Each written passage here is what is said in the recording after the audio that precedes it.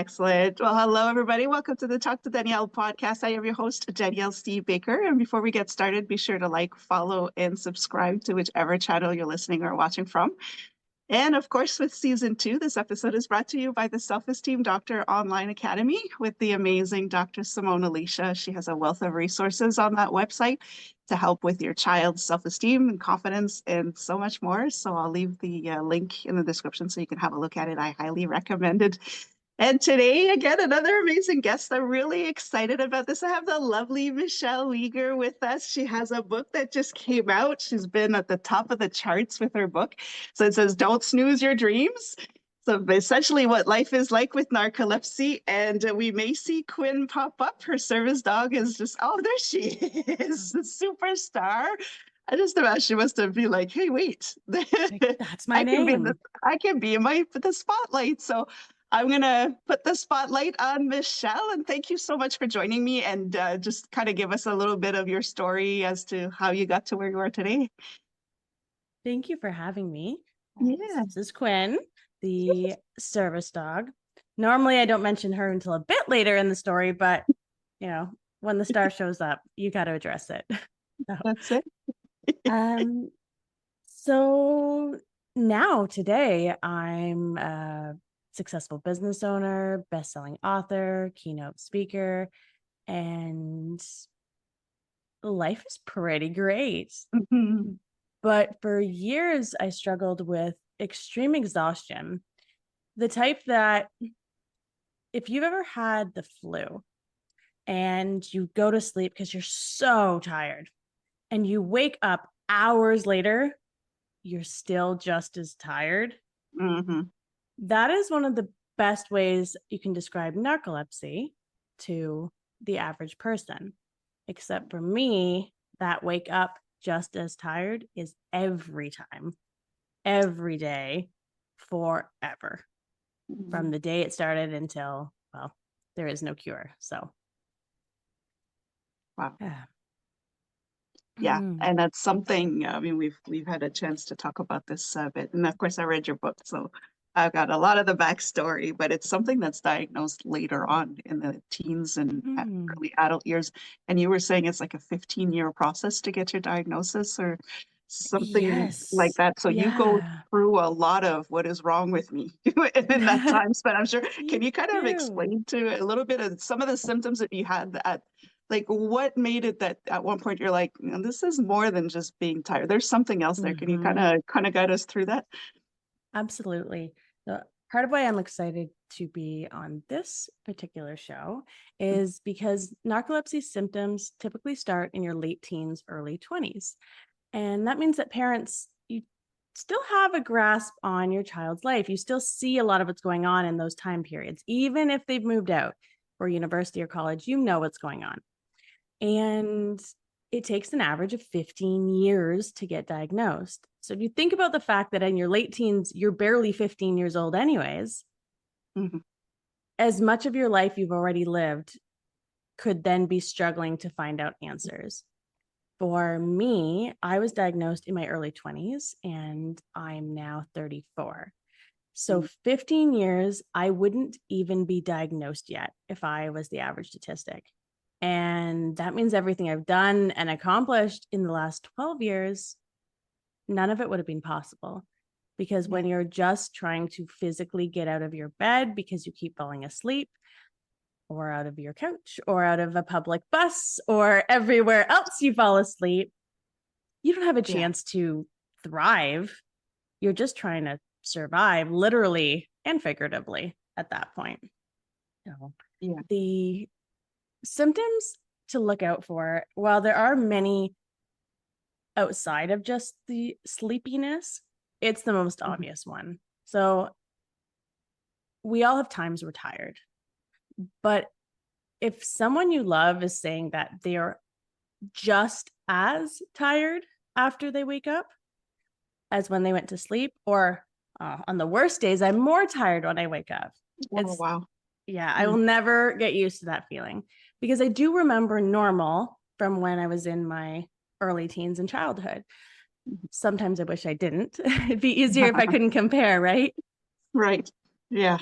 But that debilitating sleepiness where if you have a moment of, doesn't have to be quietness, just non-stimulation. So the phone is down. If you're a passenger in the car and you're falling asleep every time, if your child can't get through a movie, I say your teen, young adult, or because a lot of people don't get diagnosed until much later in life, it could be your partner or your best friend. Mm. Yeah, that is, yeah, it's true because I know personally, but I know a lot of people will say that the image that we have in narcolepsy is just somebody that'll just drop on the floor all of a sudden, like it's just snap and you're out. It's not quite like that all the time. Exactly. It's like continuous, always tired. So Yeah, that's exactly. So that it's image, the comedic one, yeah. it's one of the other symptoms, which is cataplexy. It's a temporary muscle paralysis caused by, they'll say strong emotions, but things like laughter, anger, surprise. And one of the theories of what's happening is that because of how sleep deprived you are, your brain is actually interpreting those things as dreams. And when we're dreaming, we can't move. Our bodies paralyze us for safety because if we all acted out our dreams, we'd be hurt. No kidding. And so the most severe cases have full body cataplexy. That's that what you'd think was asleep, but you're actually awake when it happens. And those cases are a lot easier to get diagnosed because that is so obviously not normal to Yeah. anyone who's watching. For me, one of my biggest cataplexies is if I laugh very hard. I'm talking, surprise dad joke from across the room. You don't see it coming. That belly laugh. Okay. My legs give out and I fall on the floor, Oh which wow. makes it really hard to tell my husband he's not funny because there's physical proof he is, unfortunately. Oh no. Right?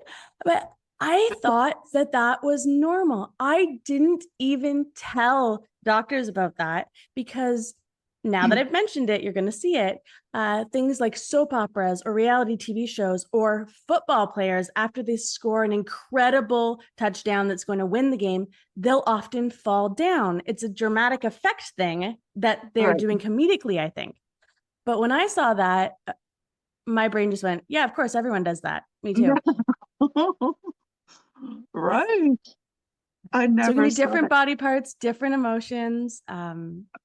But that one's so much harder to see until you have the bigger picture, because when you just can't stay awake ever, Mhm. that is the prime concern. Nothing else really matters. Yeah. Yeah. I'm seeing a different side of things now. And it's just like if in the case of your husband, it is a lose-lose situation because you can't not to, you can't pretend that he's not that funny.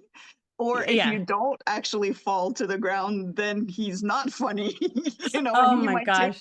he may take that personally. Say, well, how come you're not on the floor right now? This was a funny It's joke, right? He'll So, amp it up. He's like, that was funny. I'm like, was it though? And then he'll say something else that's way funnier. And then I always fall down. So, I'm at a no. point, I'm very lighthearted about it all. The Yeah. first time that a friend manages to do it, they're always very excited.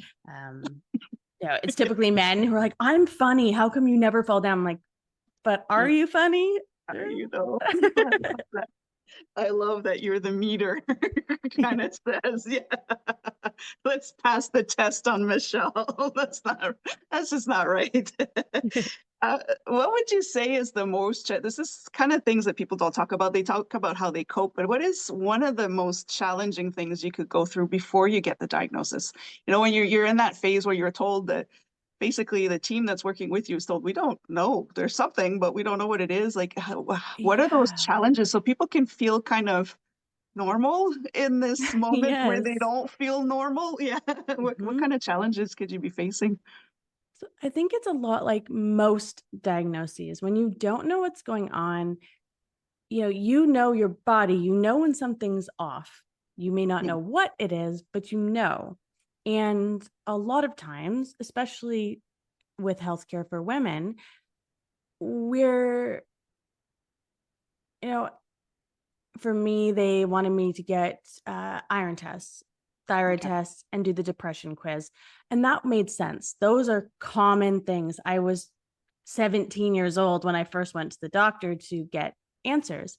And I'm glad they did that. You should always start with the most common things. That's good medicine. Right. What became frustrating for me and challenging was that after those all came back as normal, the next step for them was then going back to testing thyroid again and iron again. And are you sure you're not depressed now? Because now it's winter. So let's do that quiz again. And that was, it almost makes you feel a bit gaslit, where you know there's something really wrong, but you're being put through the exact same steps by the exact same doctors. Yeah. Why? We're in Canada, our healthcare system's overtaxed as is. That does not Mhm. need to be happening. Can we please move to whatever is the next thing?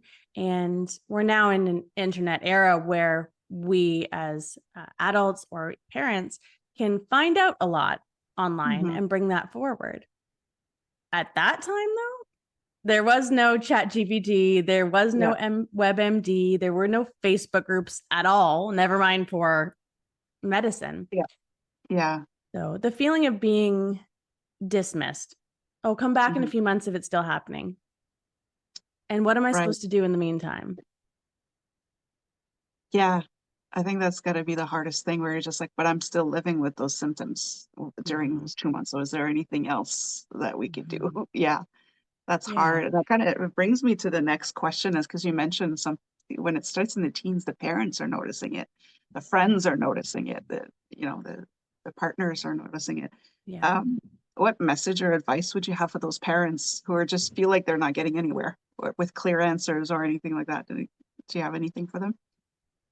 So I think, with a lot of illness, narcolepsy Hmm. in particular, it can look like other things, right? If a teenager who was a high performer in school all of a sudden starts falling asleep in school, a lot like, the iron, the thyroid, depression, there's other things that need to be looked at as well.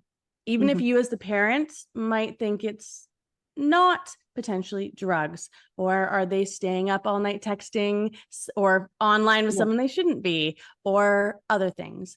So starting Yeah. with those most common things, even if you don't think it's your situation, great.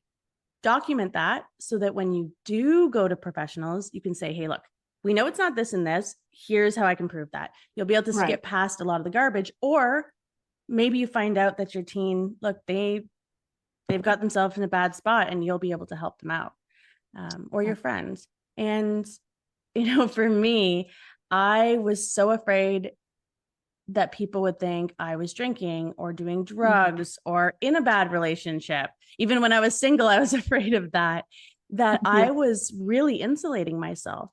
I didn't have the energy to do much.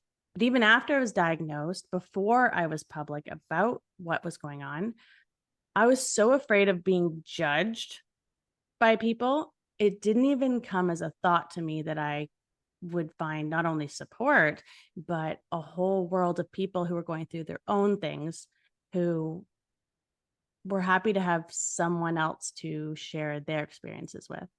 Yeah. And, you know, it, keep advocating. If you know something's wrong, keep advocating. It's not going to go away.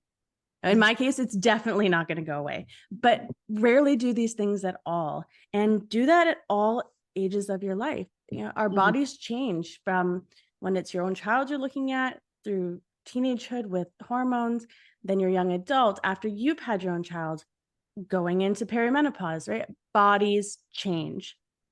Yeah. You know your body and you know your child better than anyone. So when you know Yeah. something's wrong, don't be afraid to push. If one doctor dismisses you, find another. I Mhm. wasted a lot of time going to the same ex-military family doctor over and over and over again. And it was after I changed, after I had someone suggest, look, you need to get a sleep study. That doctor would Mhm. have never said yes to a sleep study. There's just no way. Yeah. But the next one did. That's such a good advice. Advocating is definitely a thing I noticed that we're working with children. their families are in it. It's supporting that parent to say, keep going. You know your child, or you know your body for yourself. Keep advocating. You know something's wrong. There's more to it. So we kind of, especially in Canada, I don't know if it's because a lot of our healthcare is free, that we kind of don't want to ask questions. So you're just like, okay, thanks, and you just kind of, but keep pushing, because there is something there. There's yeah, whatever it is, if it's affecting you or your child's life, it has to be figured out. Yeah. I'm gonna throw you for a loop, because I didn't I wasn't gonna ask this question, but I think it's so important to notice, because you got your diagnosis early, and it is a heavy diagnosis. I mean, it's for life. I mean, you have to cope with it. And I'm gonna ask about how you cope with it later. That was one of the questions, but you're thriving right now in your life. You're doing what you love. You could tell, like, I mean, I see your speeches. I see like you're so full of energy, and you're loving it. And Quinn is a superstar along with you. And I'm just wondering, if can you share?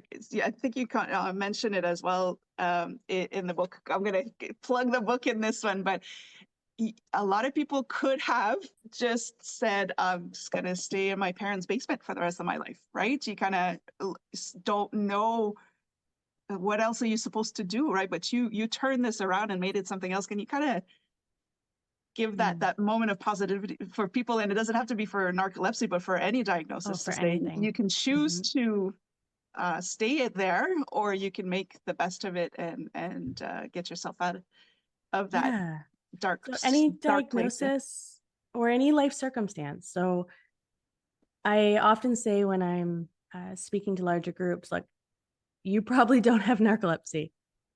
1 in 2,000 people do, especially when it's a room of 700 people. Chances are I'm the only one. Swap narcolepsy for whatever you're facing, whether it's a health condition, or you're a caregiver, a bad marriage, maybe your childhood was traumatic. Everyone has something.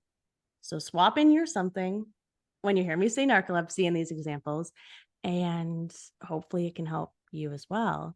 So for me, I believe in looking at what the true worst case of a decision is. I think a lot of people are paralyzed by fear. It's a huge part of my book, is that concept and how you can beat fear. And for me, when I was diagnosed, I had thankfully finished school, and but my plans of being a doctor or a pilot were both off the table. As stubborn as I am, there are certain lines that have to be respected. Yes. Maybe not a bus driver either, right? So I needed to figure out something. And for me, I decided to start a business. Worst case scenario, if I failed epically. The situation I was in at the time was living in my mom's, upstairs technically. And I always joke my mom's basement, but it was unfinished. There's no way she would have put me down there. But it's all figurative, right? Like, worst case scenario, if I failed epically, I would be in the same spot I was now. I would be in her house without a job, being grateful that they were paying for everything. That was the worst case of taking the chance. There was no downside. Anything better than the absolute worst case was still better. And I often get these questions, particularly from young people when I speak at colleges or universities. They say, oh, like, I have big dreams, but nothing like what you're doing. Like, how did you know all this was possible for you back then? I didn't. I was just trying to get out of my mom's house. I love my mom. She is the best. I think it's a huge, huge, huge part, her support of why I am who I am, and my dad too. But I didn't want to live in their house forever. That's all I wanted at first. And then I got a part-time job waitressing as I started my business, because when you're running around literally on your feet all day and all night, you actually can't fall asleep. So I'd be given the craziest sections and the busiest that nobody else wanted to do, because it would be so exhausting for them. But for me, it allowed me to thrive in that role and fill a void where everyone loved working with me. So although I would always doze off when it became time at the end of the night to wrap up the cutlery for the next day, everyone let it go because I was the one who, anytime they said, "Hey, Michelle, can you get?" Yeah, I'm going. I don't even listen or wait to hear what they want me to get.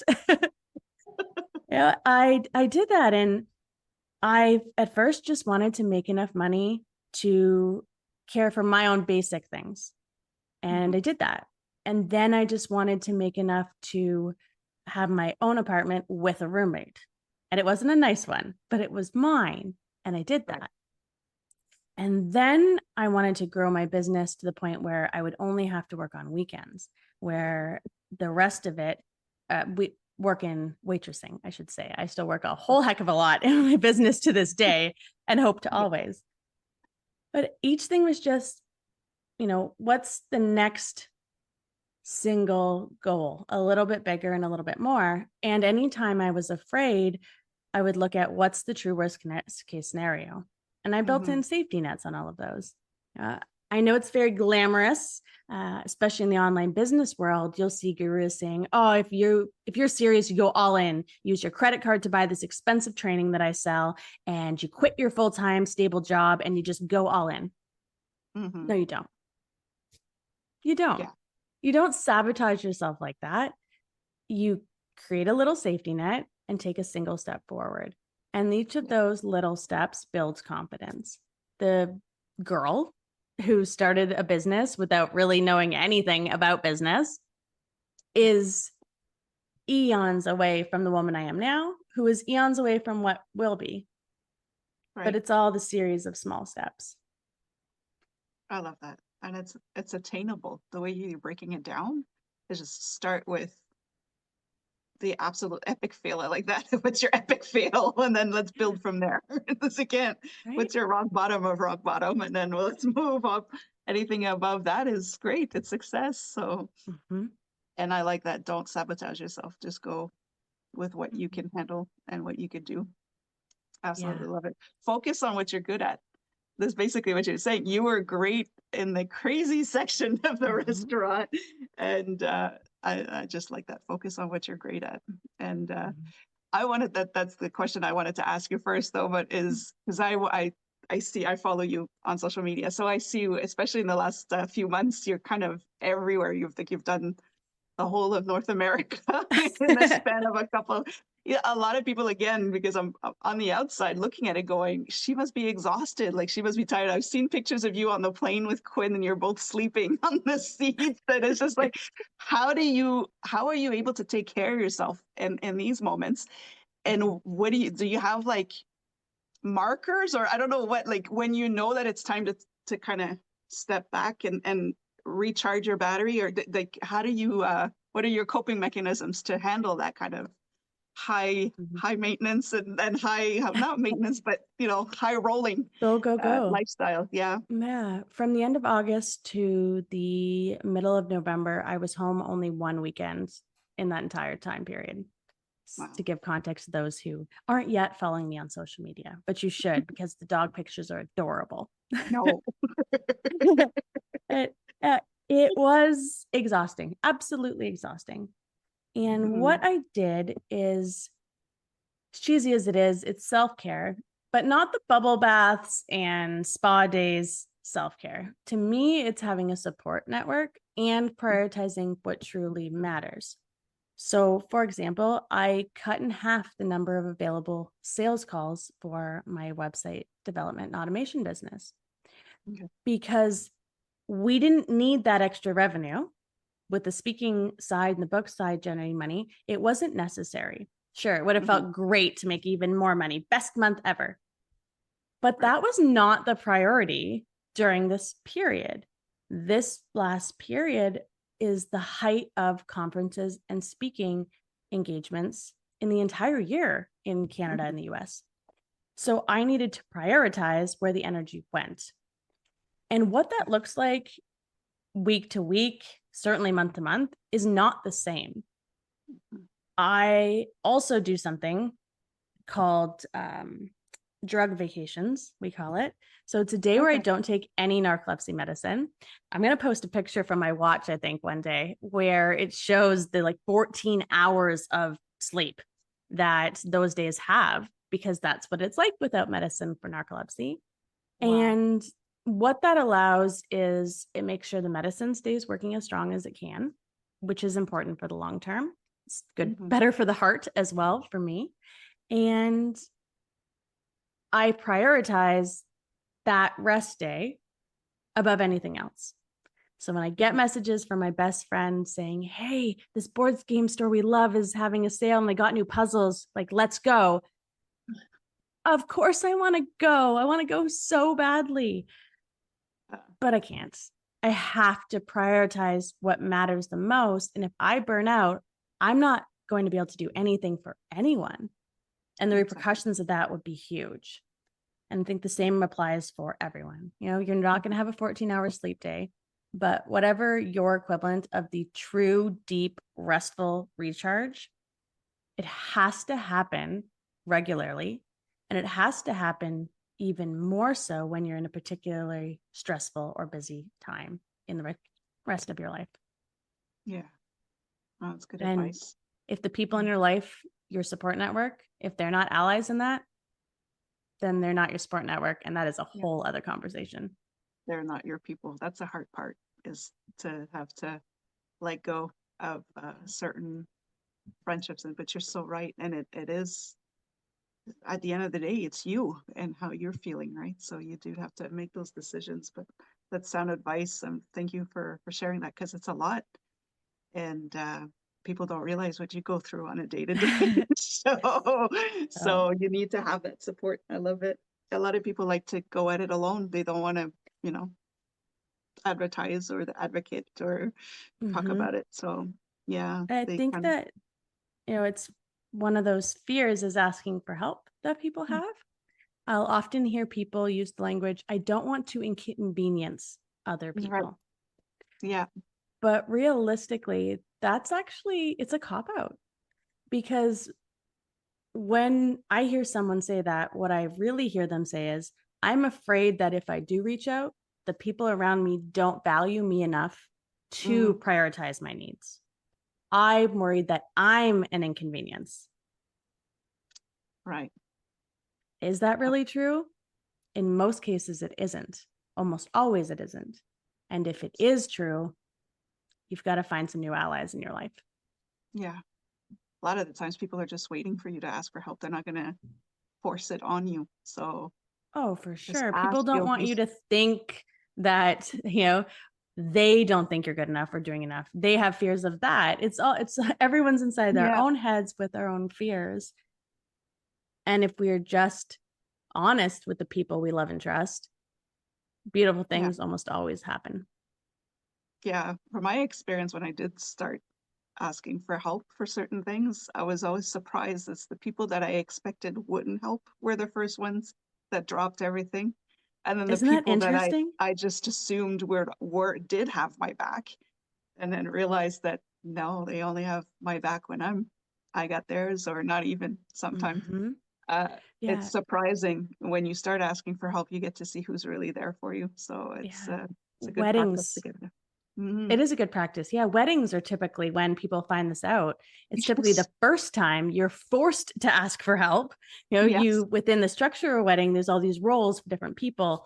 And once you start asking, you find out really quickly who it is that actually has your back, as you said, Danielle.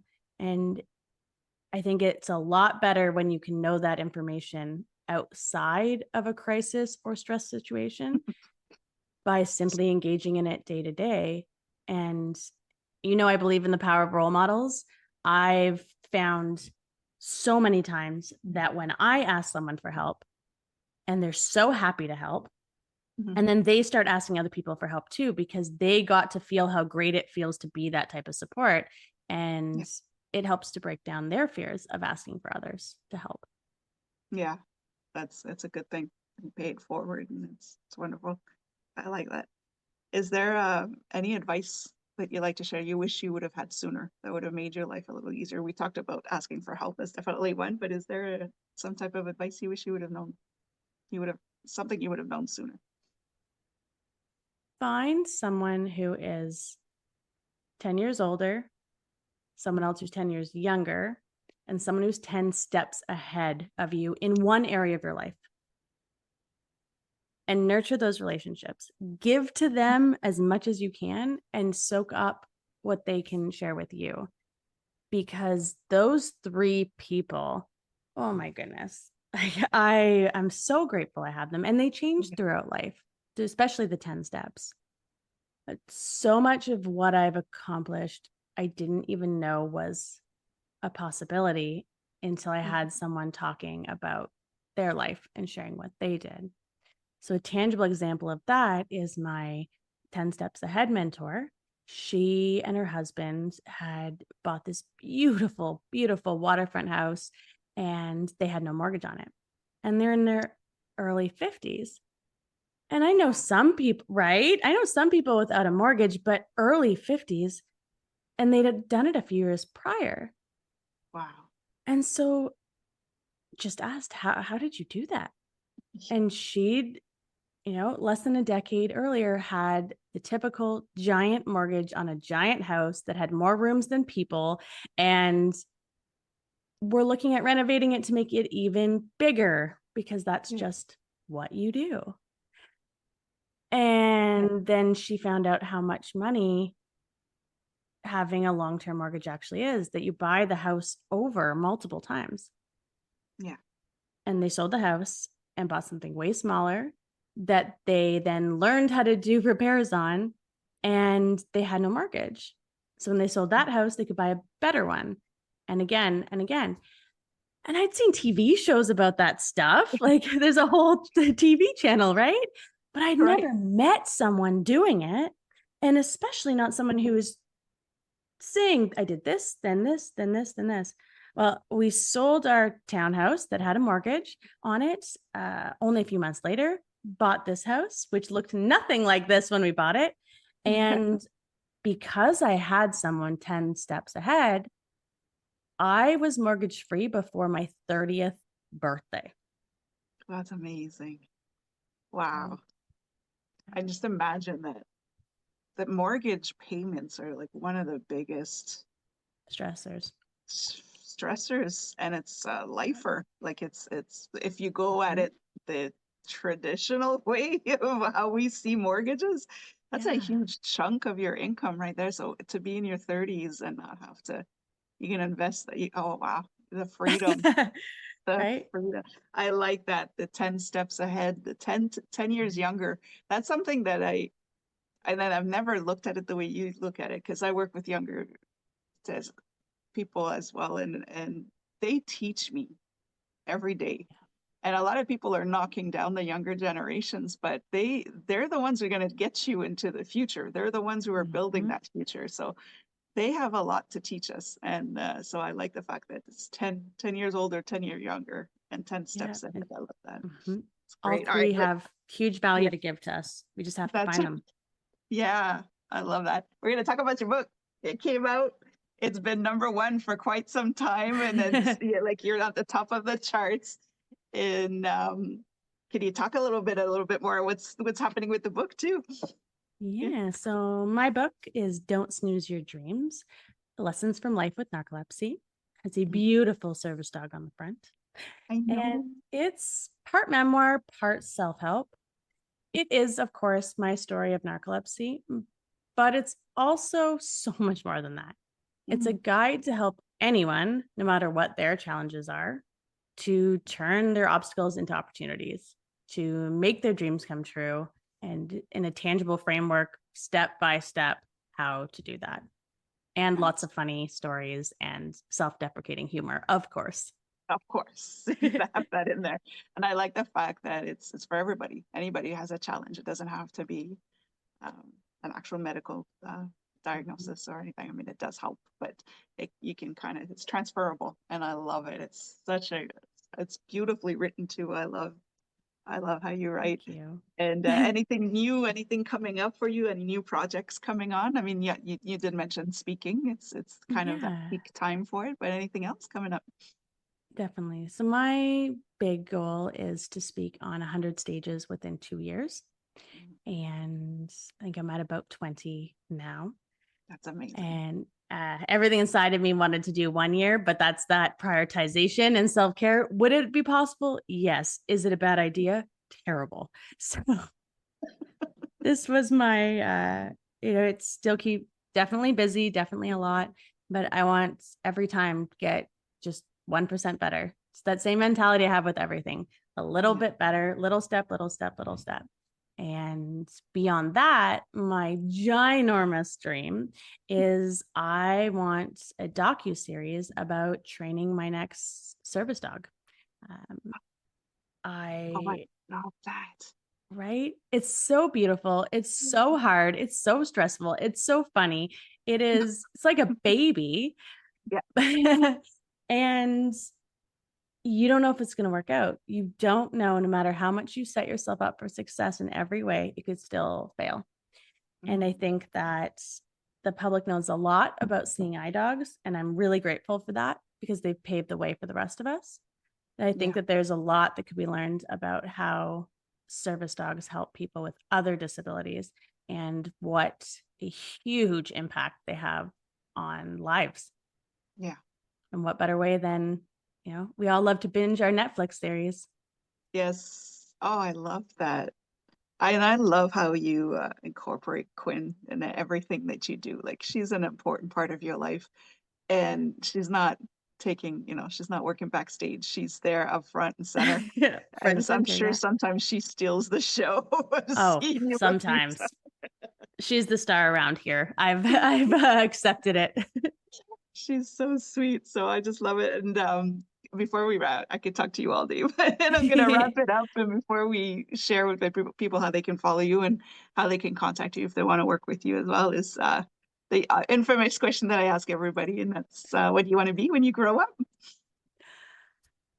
Even 6 months ago, I don't think I could have answered this. But what's become very clear to me is I would love to be someone, no, I will be someone like John Maxwell. He's in his late 70s now. He's built an entire speaking empire with an entire group under him of other people using his methodology so that the reach is tremendous. And he only has to speak a few times a year now. This man does not need another dollar, period. And I love when people don't have to be here. They're not forced to be doing what they're doing. They could be sitting on the couch doing nothing, but they choose to. And that is what I want to be when I grow up. I want to be the fully evolved version of what 34-year-old Michelle is, and doing it because I want to, and having trained other people to be able to share the message for the broadest reach. I love that. And I love when it's a long-term vision like that because we're constantly evolving, right? So to have that ultimate goal that can evolve with you, then you're always doing something you like. You're always doing something you're passionate about. I love that. Thank you so much for sharing your story. I could keep you on forever, but we'll definitely have you on again if you want to for the docu-series. I love that. But is there a way that people can reach you or follow you? And I'll put that in the description as well so they can go on your social medias. But can you share that with us? So you can find us on Instagram. So Quinn is Dane on a plane, and the same for TikTok. And you can find all the other links on my website, which is michelleweger.com. So you can find everything about books, speaking, Quinn updates, and more social media links. That's awesome. And I'll put that in there. So thank you so much, Michelle, for coming on. I'm so happy you came on. We got to talk. And I learned some stuff along the way, which is great. I'm going to implement those as well. Yay. Thank you very much. And for everybody watching or listening, don't forget to like, follow, and subscribe to whichever channel you're listening or watching from. Don't forget to start following Michelle and Quinn. We'll look for Dane on the plane. She's amazing. And until next time, stay safe, stay awesome, and we'll talk soon.